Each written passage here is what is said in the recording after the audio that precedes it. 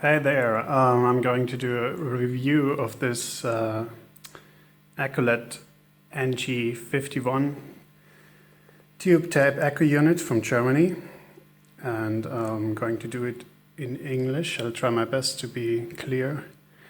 I'm not a native speaker, of course, but I'll try to get through it. I'm from Germany. If you're from Germany, you can just read the manual. It's available online, but for those who don't speak German and want to know about those units, I will now explain everything you need to know. So, real quick, it's a tape echo unit with a tube preamp. So unlike later echoplexes, for instance, that have a solid-state preamp, you have three inputs. Two of them are exactly the same, those two. Those are with a level control and a tone control, so treble bass. Then the third one is for different type of instruments. This is for guitar and microphones. This one is for, say, organ or Fender Rhodes. Stuff that has a higher output already, that doesn't need additional preamplification. So this one can of course be leveled out with the control here. And this one is set to a fixed input gain. This is the output, which is an old DIN connector. Looks like this, has 5 pins. I just made an adapter for it. Some units have been changed to a normal input jack like this. This is the magic eye for your volume control and gain, to set your gain to. So those are the overlapping lights that go like this. This is a remote control switch where you can put a foot switch to turn the echo off, or control with an expression pedal the amount of echo you get. Then you have free replay heads. So those are 3 separate echoes in different delay times, because they are different spacing from the recording head. So it's a multi-head delay. This is the volume of the repeats, the amount of repeats, and this is a tone control that only affects the repeats. So repeats get brighter or darker. And this is a push-pull potty also. If you pull that one out, each of those replay heads gets a second repeat. So if you have all 3 of them open, it would be da da da da, and then each of those gets a second one mixed to it. So it's then 6 instead of 3. The unit is off here. The unit is on. Preamp is working, but echoes are off, and then you have 2 tape speeds, a long and a short tape speed, which of course affects the length of the repeats. I mean the delay time. So, what else? You have a set of trim pots. A few of them are on the side of the unit, like this. You can barely see them. They are behind the gold cage. Don't touch those. They are for the bias adjustments of the recording heads and replay heads. So if you don't know what you're doing, leave them alone. They should really be done by a tech who has the proper equipment to measure them. Those are the replay heads and recording heads. And this rubber part often is the reason why they don't work anymore, because this gets hard and then doesn't transport the tape correctly. So there are a set of trim pots. This one here is the overall level trim pot, which affects all three inputs. So these two, and this one are all affected by the overall master level trim pot here. So you can correct a little bit. This preamp does distort if you turn it up too much, so that the clean signal is about unity gain. You can do it with this here. The one next to it is to control the amount of repeats you get. This is supposed to be set in a way that you don't get oscillations. So if you turn the amount of repeats fully clockwise, it will not oscillate. Of course, you might want to have that sound, so if it doesn't oscillate, self-oscillate, you can play with this potty to adjust the amount of possible repeats, and then you have to do a little bit of tweaking to get it to react the way you want. Then there is an additional two trim pots back here. One is between the two tubes here, which is the hummer. You can set this just once and then forget about it to the position where it does hum the least. And then a little bit above here, next to this tube, to this caps here, there is a little trim pot here. Lie this bed here. And this is for wet and dry. So you can set this unit to kill dry and to normal mode, which I will demonstrate in a minute with this Echolette parallel mixer. Turn it on.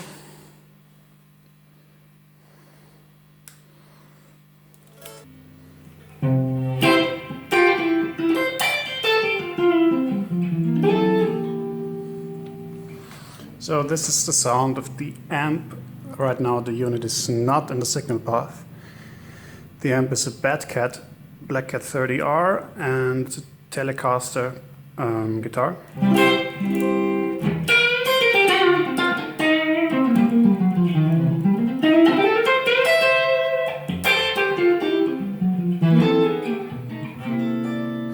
Now the unit sounds like this, so the preamp changes the tone.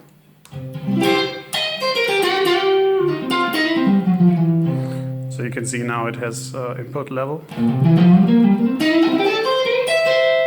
So with the unity gain you get already a little bit of hair on the tone, a little bit of overdrive. You can set it a little bit cleaner and then correct the level here with this parallel loop.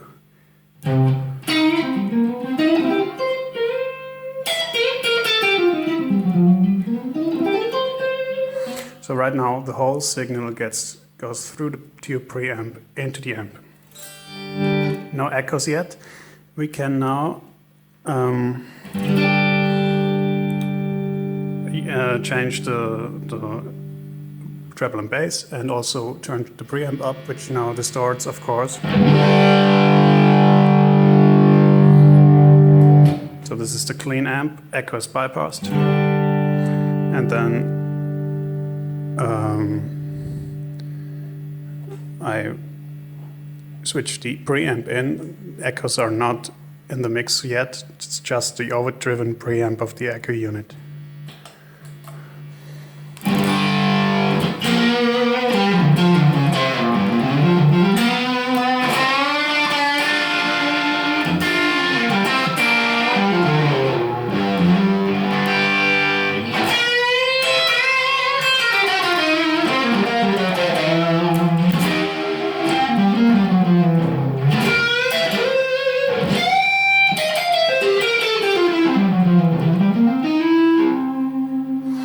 Right now this is on 6, it gets even more dirty if you want to.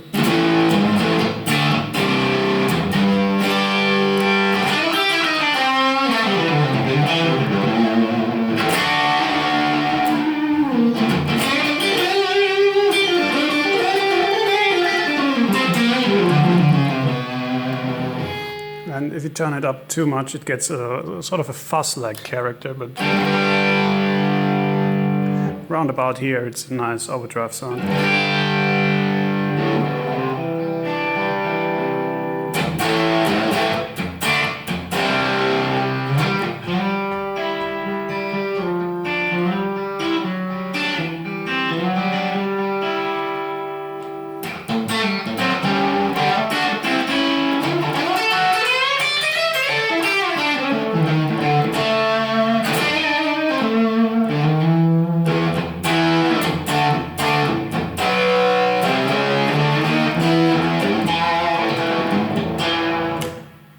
So that's this kind of thing. Then you can turn the echoes on. This is the short tape speed, short echo, faster tape speed. This turned all the way down is one repeat. First tape head.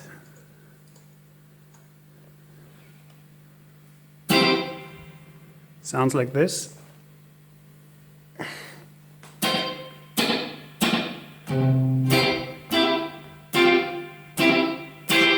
So, like a slapback. This is the second tape speed, the second replay head.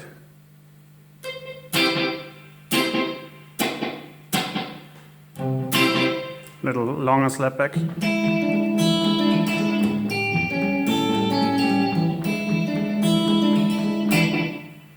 Then the third one.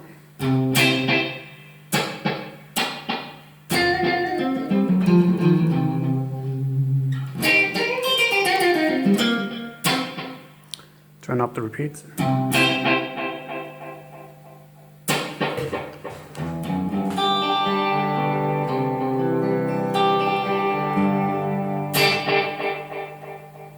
Okay. You can turn them on all together. Sounds like this. Or you can make little patterns. Now these two are on, the middle one is off. Or just those two. So there we go, camera died.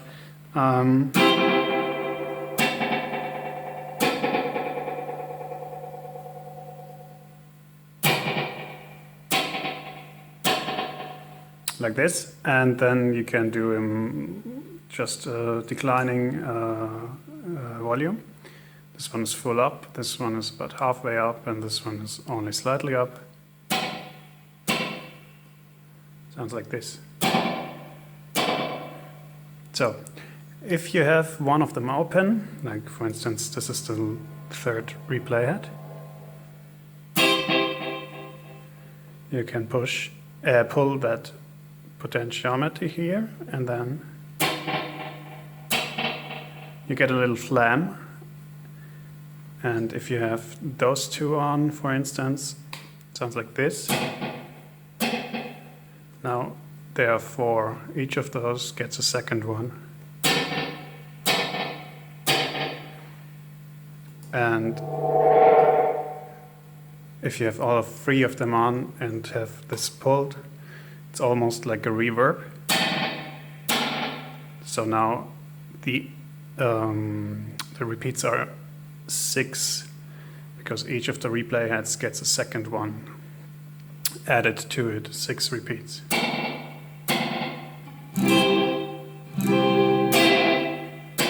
Like a shatter echo. Now you can turn up the repeats and get this cascading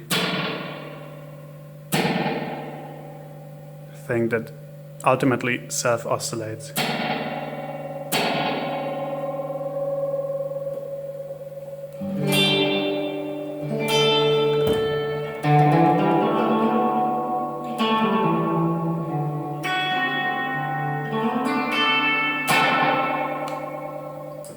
Okay.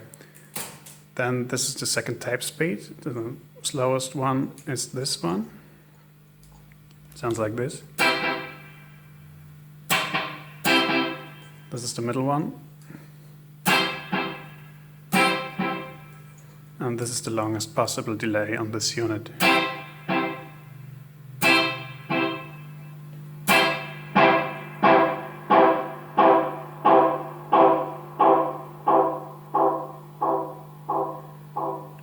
Once again, you can do patterns. Now those two are on. This one is off. Sounds like this.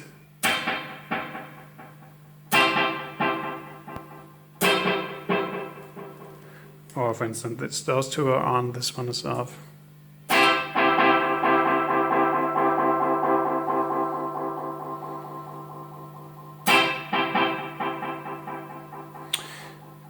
Or you do these two, this one is off, and pull the second delay head in, the second replay head in. So each of those has a second flam delay.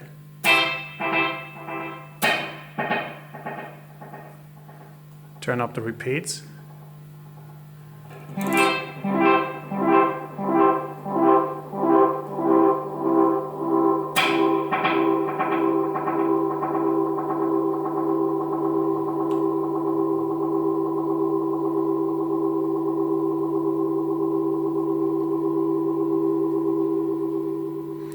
So ultimately, if you turn up the repeats too much, it self-oscillates.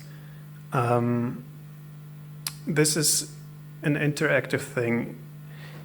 If the volume of the repeats is higher, it oscillates earlier. If this is lower, it oscillates later. And also, if the tone control of the repeats is set to more treble, it oscillates earlier. And if it's darker, it oscillates later. So there's no fixed point. You have to try a little bit with the trim pot inside to get a setting that works for you. If you turn all of them on and push, it sounds like this. First, it's this sound. So 3 repeats. Turn up the repeats and then push, pull potty, adds, makes 6 out of 3 of them. Then make it oscillate. Sounds like a Benson Echorex style swell.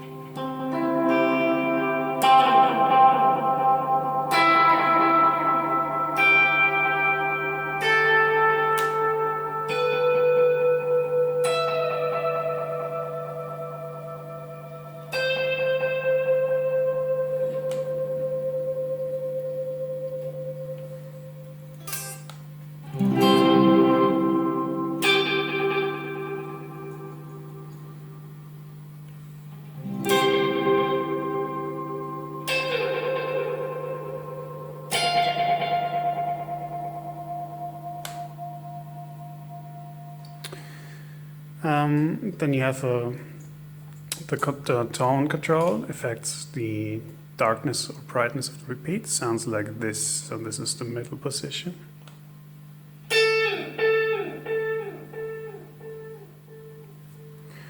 That's the brightest position.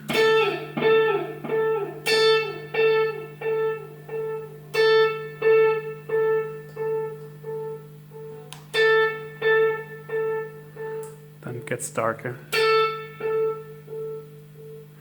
If you have it really dark, you can turn those up further without oscillation problems.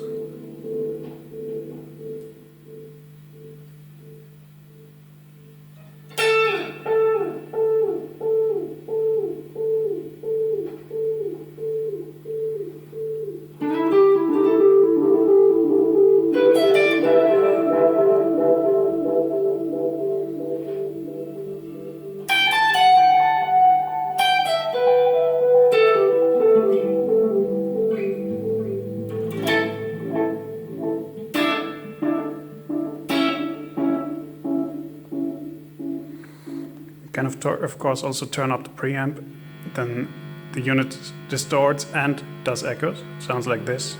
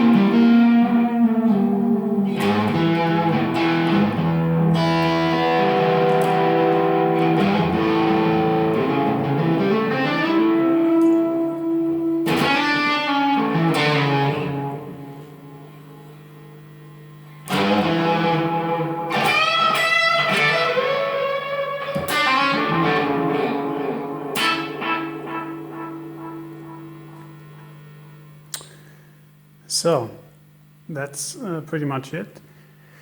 Now you can do something interesting with this, and we'll set now with the little screwdriver. Don't do it when the unit is on. If you don't know what you're doing, you could shock yourself, but set it to kill dry mode.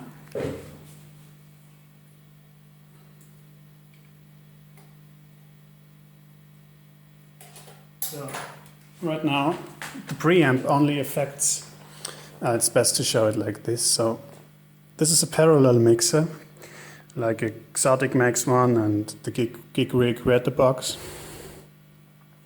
So right now the unit is like in a parallel loop, in parallel to my normal guitar signal. So this is the try signal, straight to the amp without anything. And this would be the totally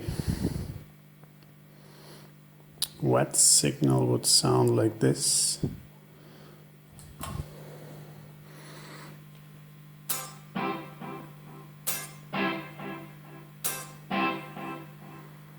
And you should hear that right now the unit is really only sending the delays and not my initial attack. So I hit the guitar and you hear nothing, and then you should just hear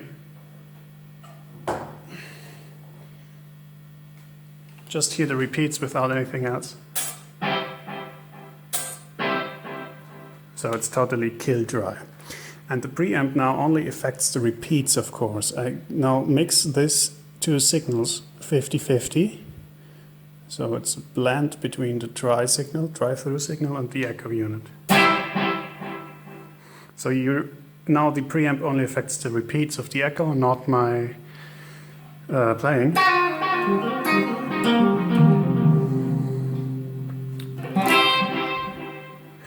And the reason this is cool is the preamp has a nice sound, of course, you heard it earlier, but if you don't want to have that compression and that little bit of grit that it adds, but retain your original sound, that's the way to do it.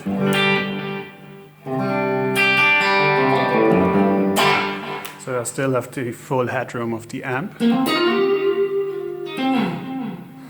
Still have the echo as well. I could now turn up the preamp and yet have a clean signal but distorted echoes. It's a pretty cool thing you can do with the parallel mixer and the kill dry function. Those were really conceived to be used with a mixing desk where you can mix it in, blend it in, or with the M40 or M80 amps that have one of the first tube amps to have a effects loop, really, because they were meant as PA heads or for singing and all kinds of instruments, not just guitar. So you can now hear the clean guitar signal, but the repeats have a little bit of grit because the preamp is distorted, and the preamp only affects the repeats.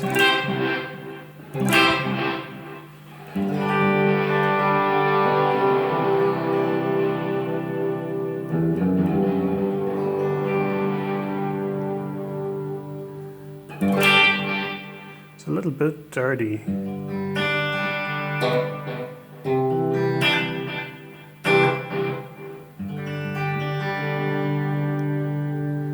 Of course, you can also set them really clean.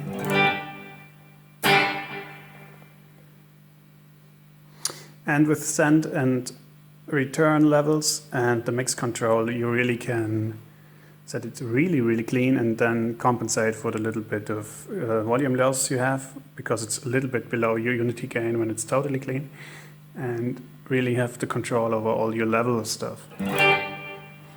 And it sounds glorious.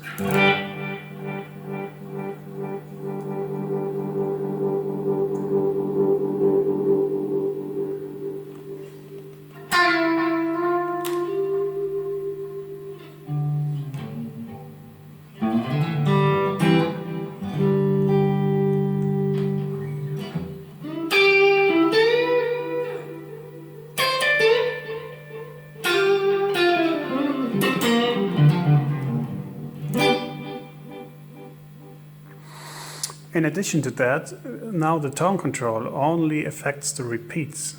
So you have two possible ways to shape the EQ of the repeats. One, this one, and then the preamp one. So we could, for instance, this is everything set to noon.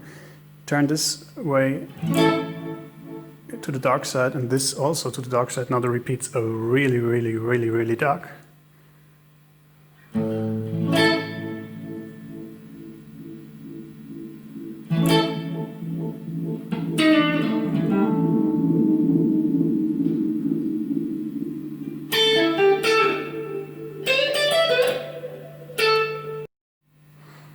Don't know how good it translates to the camera. Now this is set to trebly and this is set to dark. Have to turn on the light a little.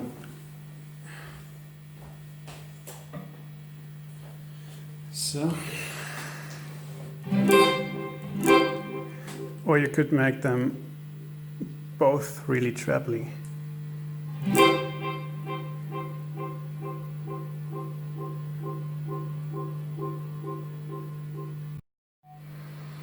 So it's really, really bright repeats now.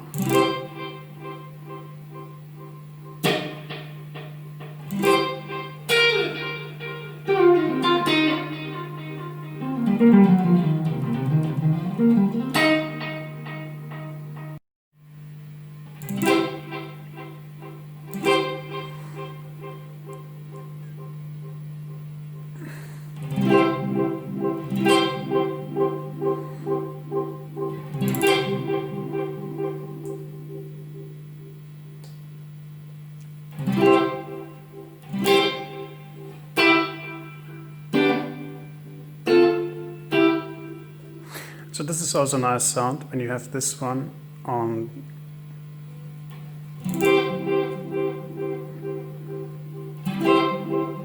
the dark side and you make this one bright.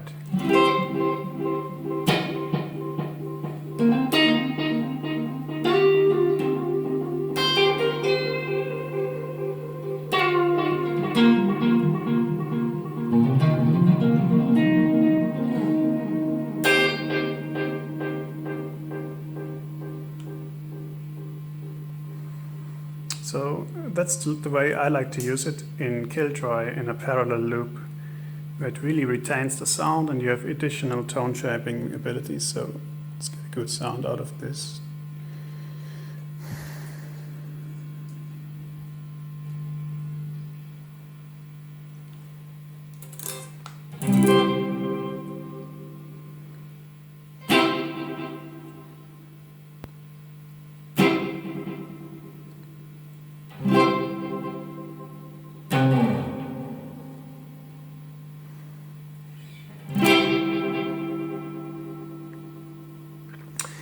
So now we have all three heads on.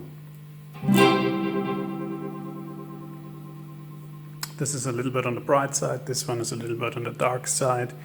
I have the push-pull potty out.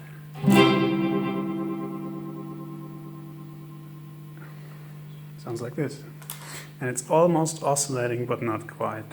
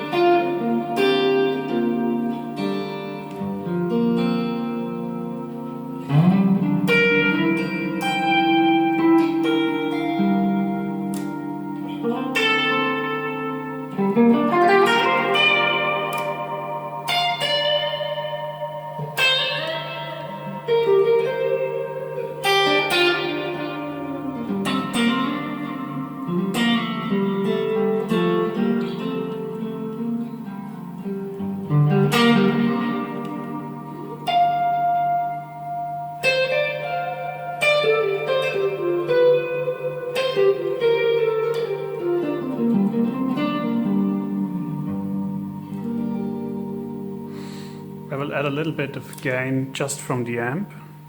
No pedal, nothing.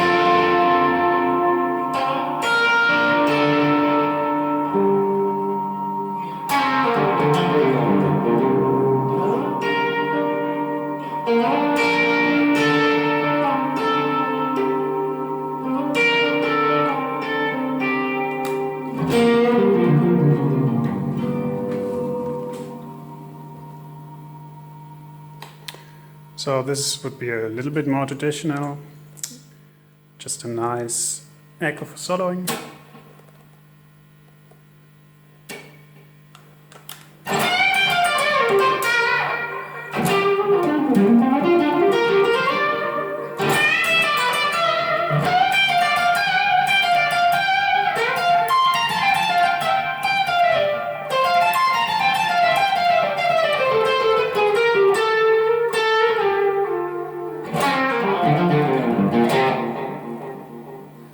Almost a little bit too much still. Let's make it a little bit darker. But that's good.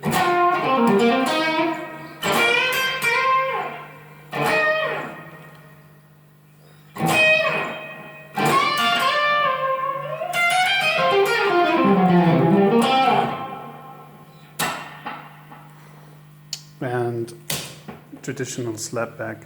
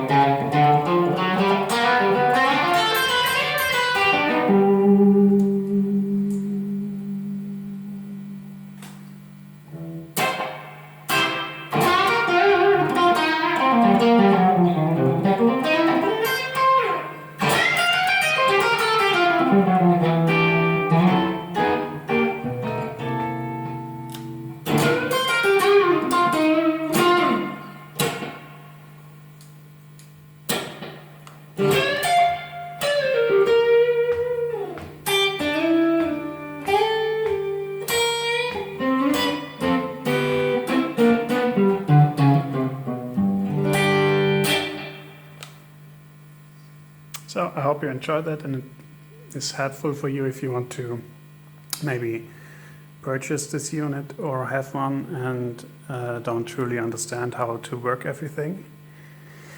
If they are done correctly, they really sound quite clean and not at all noisy. This is the bypass signal. So it adds a little bit of hum, but really not bad at all. Of course, everything has to be clean, and this one has almost nothing done to it. It only has new caps because those dry out over the years, and I would not hesitate to recap them if you want to use it. It's not original, of course, but like with old amps, it's really worth it. If you want to play it, just do it. And the other thing that I did to this unit is I gave it a normal standard power connector, because those old vintage power connectors are, first of all, not so safe, and second of all, the cables are quite expensive and you lose them, and then you have to wait until you get new ones, and It's just not worth it. You can do it in a way where you can back to stock at any time in case you would like to sell the unit, which I won't, but still you could go back to the original power connectors. But it now has modern ones on this. So, goodbye. Thanks for watching.